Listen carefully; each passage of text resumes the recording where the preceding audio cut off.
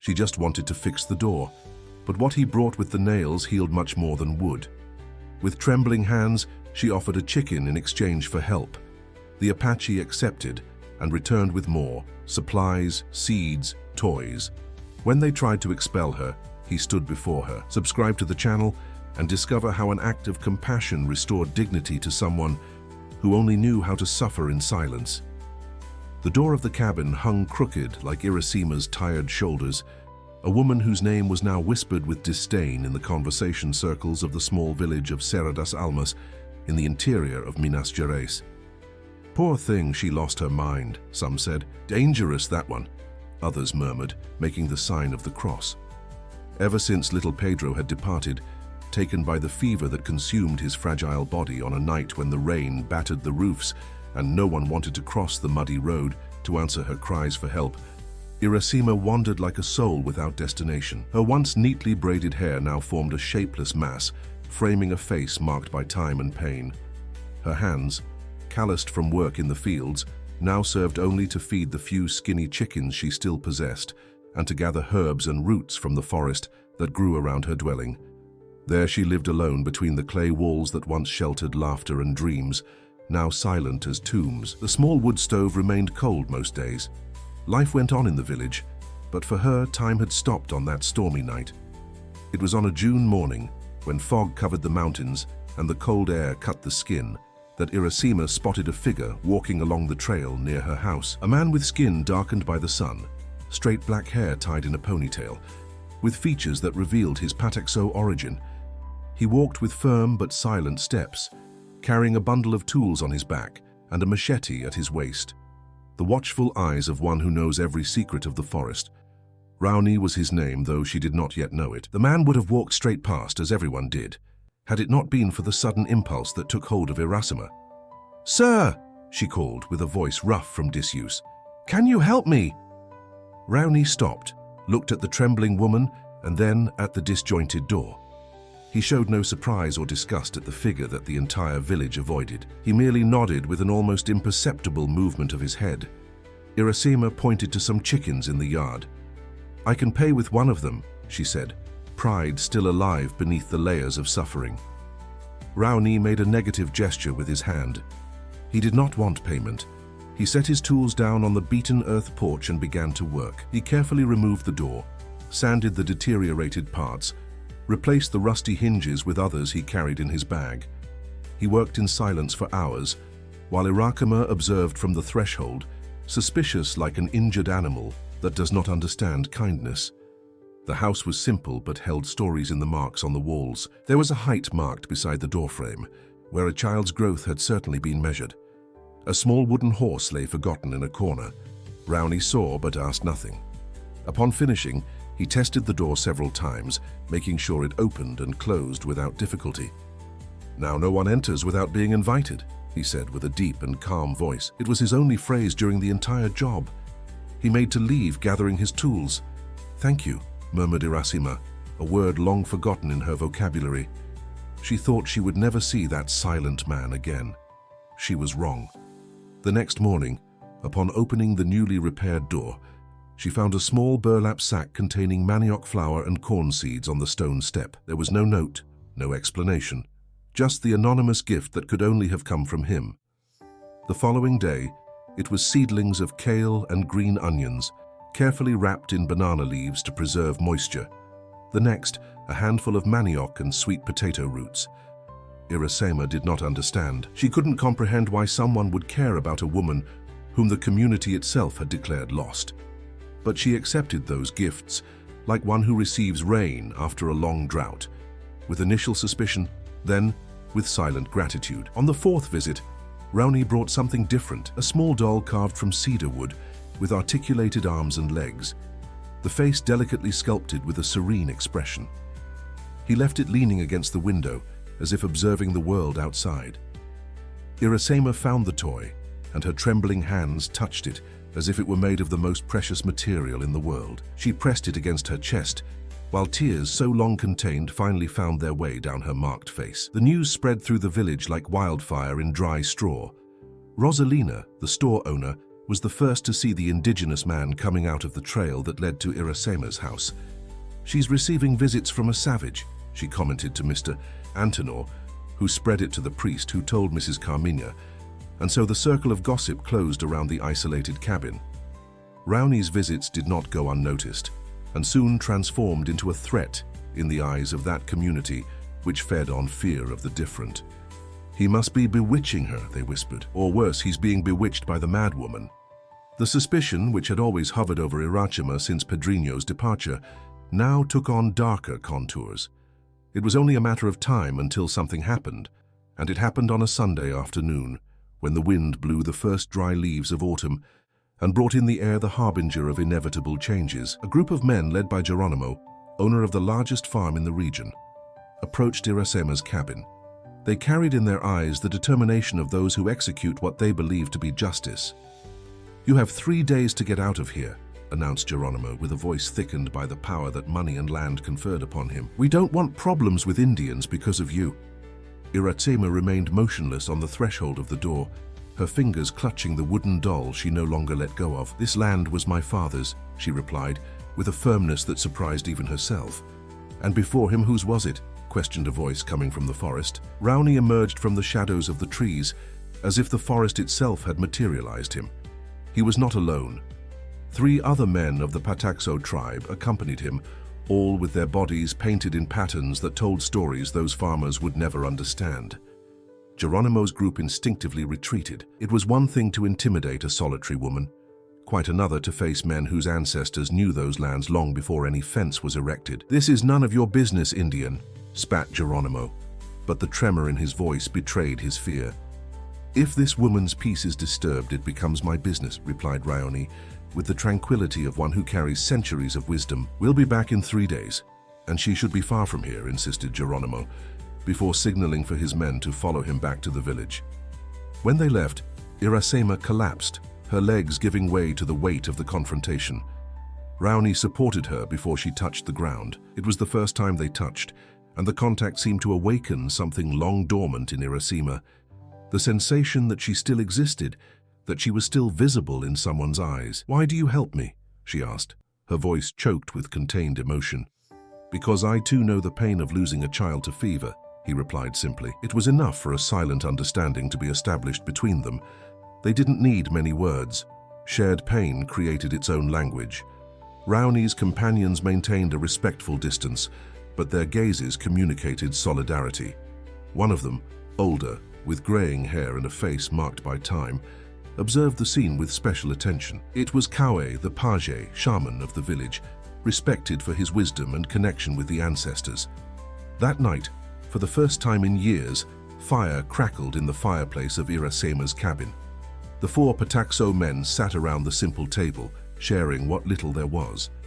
Kawe examined the wooden doll that Raoni had carved, passing his wrinkled fingers over the delicate features. "You gave form to memory," he said to the craftsman in his native language. Then, turning to Irasema, he asked in Portuguese, "Your son, what was his name?" The question, asked with such simplicity and respect, broke the last barrier. "Pedro, but everyone called him Pedrinho," she replied, feeling her son's name leave her lips like a long-kept prayer. "He was 6 years old when the fever took him. I asked for help in the village, but no one came. It was a stormy night, the bridge was almost falling. They said it was dangerous. When dawn came..." Her voice failed. There was no need to complete. Everyone there understood the emptiness that followed. "Among our people," explained Kawe, "we believe that those who depart too early continue to be present in other forms, in the breeze that moves the leaves, in the hummingbird's flight, in the water that quenches thirst." His words, though simple, carried the weight of an ancestral wisdom that spoke directly to Irasema's heart. She had never thought that way. For her, Pedrinho was simply absent, a black hole that sucked all the light from her existence. The idea that he could be present in other ways was like a small seed planted in soil that had been sterile for a long time, a seed that would need care to germinate. "3 days is not enough time to leave," affirmed Raoni, bringing the conversation back to Geronimo's threat. "But it is enough time to strengthen." There was determination in his voice. A plan was beginning to form. The next morning, even before sunrise, Other members of the APACHE tribe began to arrive. Women, children, elders. They came in silence, bringing baskets with food, medicinal herbs, colored fabrics, tools. They set up tents around Irasima's cabin, forming a protective circle. The children played in the yard, filling the air with laughter that had not echoed in that place for a long time. The women initiated a collective effort to clean the house, fix the roof, rearrange the few pieces of furniture. The men worked on the land, preparing it for planting the seeds they had brought. Irasima observed everything with a mixture of confusion and gratitude. One of the women, Jandira, approached her with a wooden comb in her hands. "May I?" she asked, indicating Irashima's tangled hair. With gentle gestures, she began to untangle the knots accumulated over years of neglect. "Why do you do this for me?" questioned Irasima, as she felt the skillful fingers transform chaos into order. "Because Raoni saw in you a wounded sister," replied Jandira, "and because Kawe said your son asked." The simplicity of the answer contained a depth that Irasima could not fully comprehend, but that touched something fundamental in her soul. The hours passed quickly that day. The transformation of the cabin was visible, but the most significant change was happening inside Irasima. The presence of those people, the purpose with which they worked, the silent acceptance of her pain, all this acted as a balm on wounds that had long been open. At dusk, seated in a circle in front of the now restored house, Kawe prepared a ritual. Herbs were burned in a small fire, releasing an aromatic smoke that rose to the orange-tinted sky. The sounds of rattles created a hypnotic music that seemed to connect heaven and earth. "Today we speak with the ancestors," explained the Paje.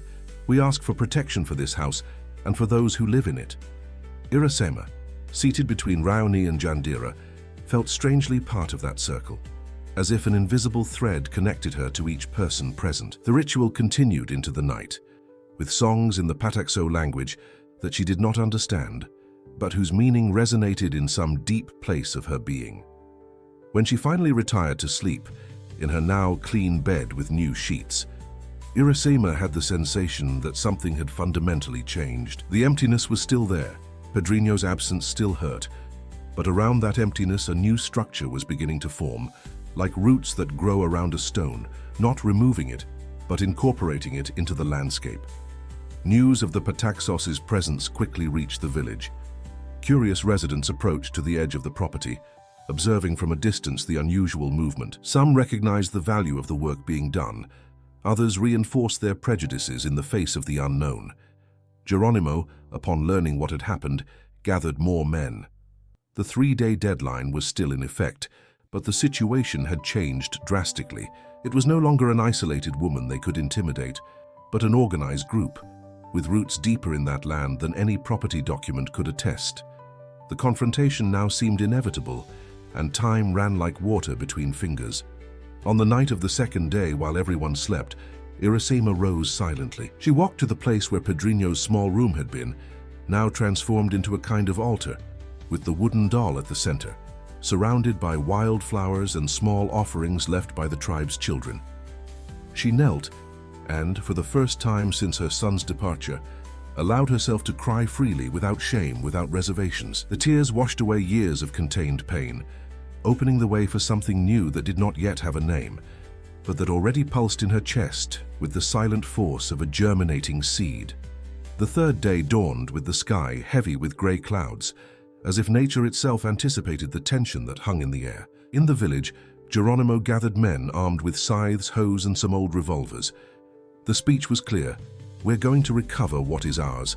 That mad woman and those Indians are defying our authority." Meanwhile, at Irasima's cabin, Kawe felt the approach of danger like one who feels the coming of rain before the first drops fall. "They will come today," he announced during the shared breakfast around the table, expanded to accommodate more people. "And they will come with anger in their hearts." There was no fear in his voice, just the acknowledgement of an inevitable fact. Raoni nodded, exchanging significant looks with the other men of the tribe. "We don't want violence," he stated firmly, "but we will not yield to fear either." Irasima observed the conversation with a new clarity in her eyes. 2 days of living with these people had awakened something she thought forever lost: her own voice. "This land has my history," she declared, surprising everyone with the strength in her words. Pedrinho is buried under that mango tree. I cannot abandon him again. Jandira approached, placing her hand on Iracema's shoulder in a gesture of silent solidarity. It was then that Sebastião, the old sacristan of the village church, appeared alone on the trail that led to the house. He came unhurriedly, leaning on a walking stick polished by use. His presence caused strangeness. He had never shown hostility toward Iracema, but had also never approached during all those years. I came to warn you, he said, as soon as he reached the yard, where everyone observed him with caution. Geronimo and 20 more men are on their way.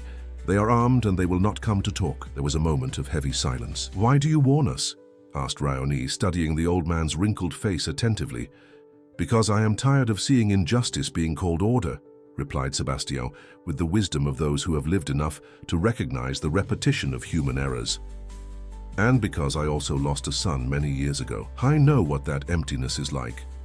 He looked directly at Iracema, and in that look there was a mutual recognition that transcended words.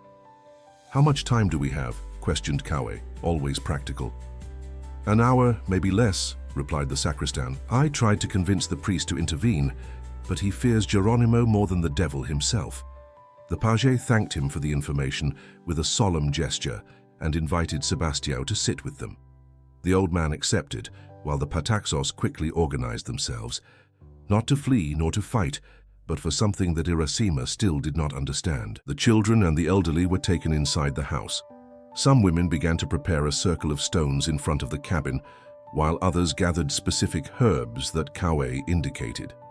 The men positioned themselves strategically around the property, not with weapons but with traditional musical instruments, rattles, flutes, drums. Raoni briefly explained the plan to Iracema. We will not respond to violence with violence. That would only confirm what they think about us. We will respond with our presence, our culture, our truth. In less time than Sebastião had predicted, the sound of raised voices and heavy footsteps announced the arrival of the group led by Geronimo. They came by the main path, without any attempt at concealment, confident in their numerical superiority and the legitimacy they believed they possessed. When they reached the yard, they found a scene they did not expect. The Pataxos arranged in a large circle around the house, with Kawe, Raoni, Iracema and Sebastião in the center, next to the small ceremonial fire that emanated a perfumed smoke. Time's up, shouted Geronimo, stopping a few meters from the circle. His face was red with anger and perhaps shame upon realizing that Sebastião, respected in the community, was on the side he had come to fight. This land has a document. It has an owner. This land has history, replied Kawe with the serene voice of one who carries centuries of ancestry. Long before your papers, it already held the bones of our ancestors. The farmer made a gesture of disdain, advancing a few more steps. 2 of his men followed him, while the others remained further back, some already showing discomfort with the situation. I didn't come to discuss with an Indian. I came to talk to the madwoman who should have left here. That was when Iracema stepped forward, holding Geronimo's gaze with a dignity that made him momentarily falter. My name is Iracema Rodriguez dos Santos, she said with a clear voice, daughter of José Rodriguez, who bought this land with the sweat of his labor, mother of Pedro, who rests under that mango tree. I am not crazy. I am a woman who has known the pain that many of you fear even to name. A murmur ran through the group of men from the village. Some recognized in her the woman who had once been part of the community, before the tragedy and subsequent abandonment transformed her into the mysterious figure they avoided. You have 1 hour to gather your junk, insisted Geronimo, but his voice no longer carried the same conviction. It was then that Kawe gave a signal and the drums began to sound. A slow, constant rhythm, like a beating heart. The rattles joined the percussion, creating a sonic texture that seemed to emanate from the earth itself. The chant arose soon after, voices that rose in an ancient language, words that told stories of resistance, of connection, of continuity. At first, the village men watched with suspicion and some with fear, interpreting it as some kind of witchcraft. But as the ritual progressed, something began to change in the atmosphere. The music spoke directly to a place beyond reason, beyond prejudice. It spoke to the shared humanity that existed beneath the differences. It was then that one of the Pataxo children, a girl of approximately 5 years old, with large, curious eyes, escaped the vigilance of the adults and ran to the center of the circle. In her small hands, she carried the wooden doll that Raoni had carved for Irasima. She looked at the woman and then at the men from the village without fear, only with the natural curiosity of childhood. "Is he the boy who turned into a bird?" she asked, with the innocence that only children possess, referring to the story she had heard about Pedrinho. The question, asked with such simplicity, struck Irasima like a revelation. This was how the indigenous children had understood her story. Not as a tragic end, but as a transformation, a continuity in another form. "Yes," she replied, with a voice choked with emotion. "He is the boy who turned into a bird." At the exact moment those words were pronounced, a hummingbird appeared, hovering over the child's head for a few seconds, before flying toward the mango tree where Pedrinho was buried.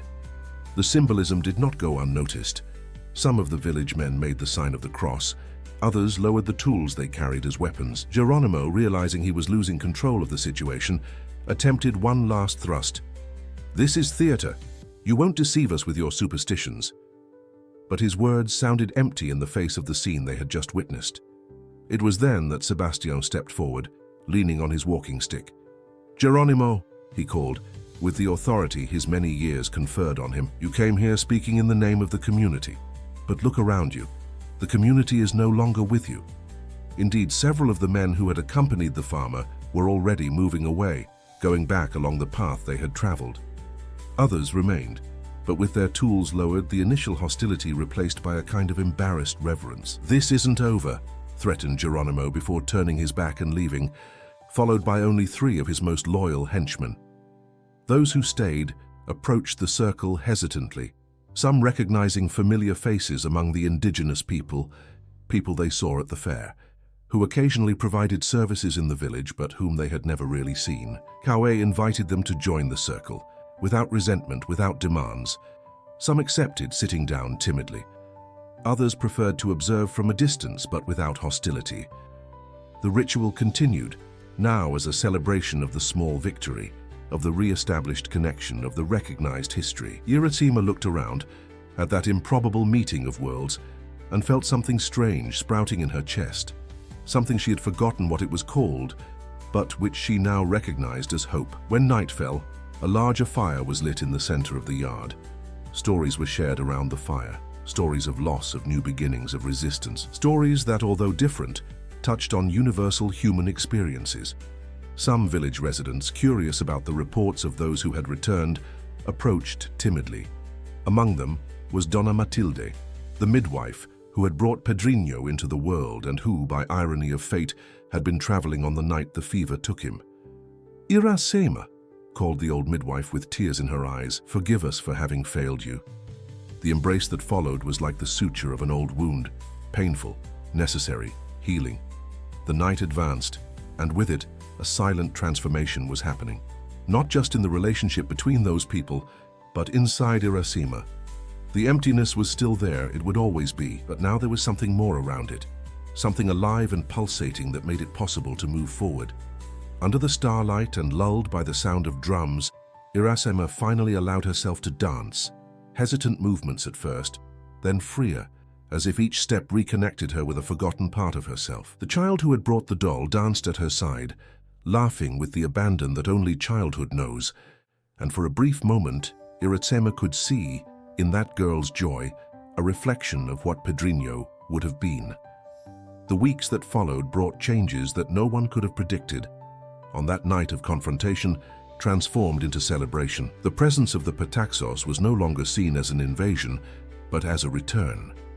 A natural bridge began to be established between two worlds that for so long had remained separated by invisible walls of prejudice and ignorance. Irasima, who for years had been only the mad woman of the cabin, gradually returned to being part of the community, albeit in a completely new way. Her house had become a meeting point, a place where children from the village came to learn from the tribe's elders about medicinal herbs, ancestral stories, crafts.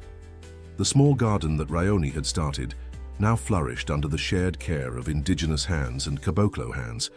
Organized rows of manioc, corn, beans, and pumpkin extended where there had once been only weeds. Medicinal herbs grew in specific beds, identified by small wooden plaques with their names in Portuguese and in the APACHE language. Raoni continued coming almost daily, no longer alone, but still with special attention for Iracema. The bond between them deepened with each meeting, each shared task, each comfortable silence. It was not a romance in the conventional sense. It was something more fundamental, as if their souls recognized each other at a level that transcended common definitions. Geronimo, contrary to many expectations, did not return with threats or violence. The public defeat had shaken his authority in the region. Rumors ran that he faced problems with the law over land documentation issues. Ironically, the same lands he had tried to take from Iracema. Sebastião, the old sacristan, became a frequent visitor, bringing with him the weight of Christian wisdom to dialogue with indigenous spirituality in conversations that extended into the night around the fire. On one of these nights, he revealed something he had kept for decades. "My son Antonio was the same age as Pedrinho when he left. It was the fever too. In those days, there wasn't even a doctor in these parts." The sharing of this pain created a new bond of understanding between him and Iracema. There was comfort in knowing she was not alone, that others had walked that same path of loss and somehow found ways to continue living.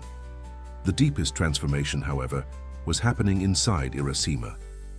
The morning ritual she had never been able to properly perform now found expression in the practices she learned from the Pataxos. The pain did not disappear.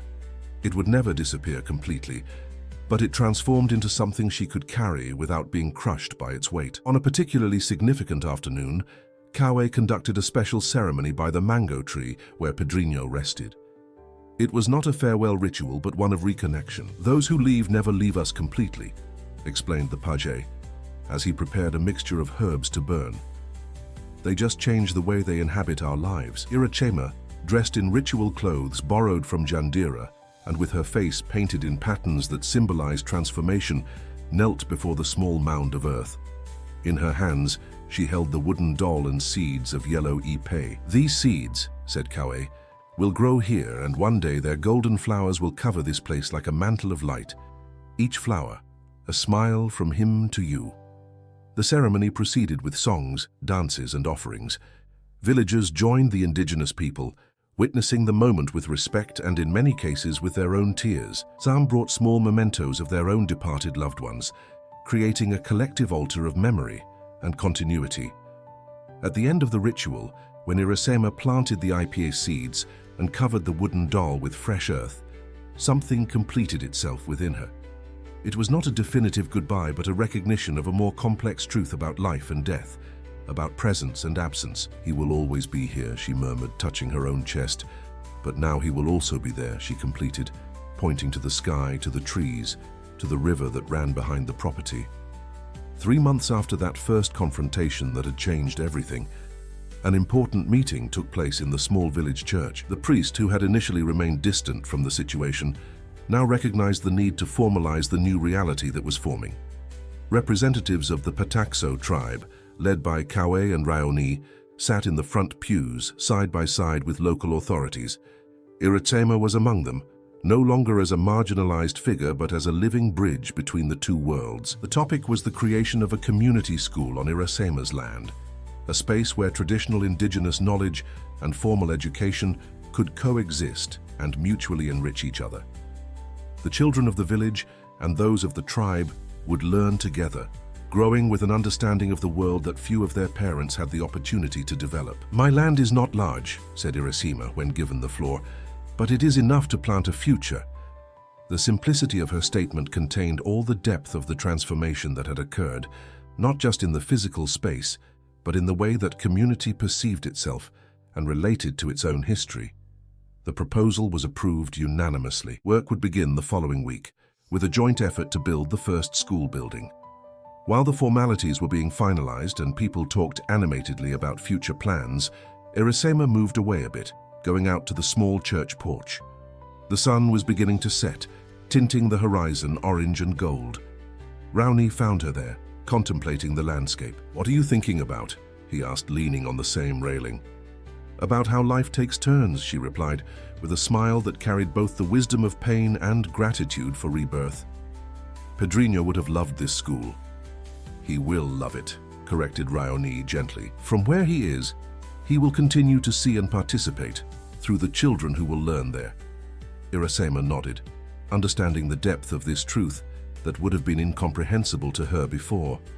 I never imagined that my greatest loss would also bring me my greatest rebirth, she confessed, looking directly into the eyes of the man who had fixed much more than her broken door. Pain transforms us, he replied. It can destroy us or rebuild us. The choice is not always easy to make, but it always exists. The silence that followed was comfortable, full of mutual understanding.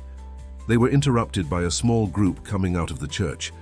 Kawe, Sebastião, the priest, and some other people from the community. Come, called the page. We have much to plan for the big day. The meeting continued at Irasema's house, now spacious enough to accommodate everyone after the renovations carried out in recent weeks. The kitchen table, once a silent witness to solitary meals, now barely held the abundance of food and the diversity of people surrounding it. Among laughter and conversations, plans were drawn, ideas shared, bridges built. In the room that had once been Pedrinho's, now transformed into a small community library, the wooden doll occupied a place of honor on a special shelf. Next to it, a portrait of the boy, recovered from a long closed chest, smiled at visitors.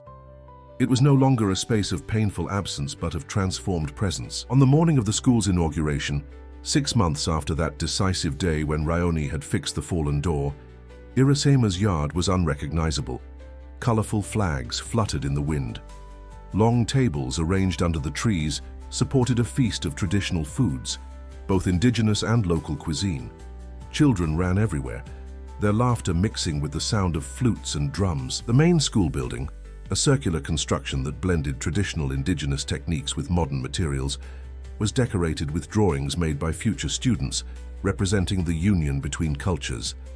At the entrance, an engraved wooden plaque announced, "Pedrinho Community School, where knowledge meets." Raoni had worked on the plaque for weeks, each detail carefully considered. Kawe conducted the opening ceremony with a blessing in the Pataxo language, followed by the priest's words in Portuguese. Sebastião, representing the village elders, offered his own blessing, a mixture of Catholic prayers and popular wisdom.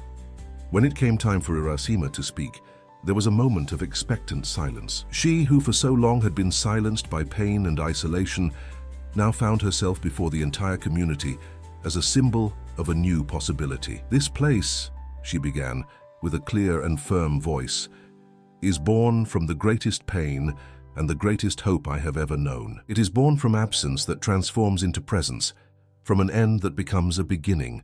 She paused, looking at the attentive faces surrounding her.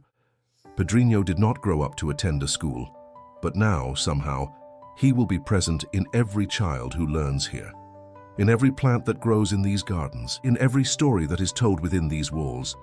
Tears flowed freely down her face, but they were no longer tears of pain alone. They were tears of recognition, of acceptance, of hope.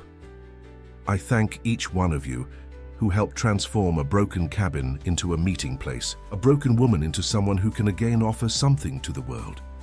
Her gaze met Raoni's, who smiled with eyes bright with contained emotion. "And I especially thank those who had the courage to see beyond appearances, to see value where others saw only madness and loss." When she finished speaking, a flock of hummingbirds appeared, as if summoned by some invisible force, hovering over the school for a few moments before departing toward the horizon. No one commented on the occurrence out loud, but the exchanged glances spoke of a shared understanding about the nature of the mystery they had just witnessed.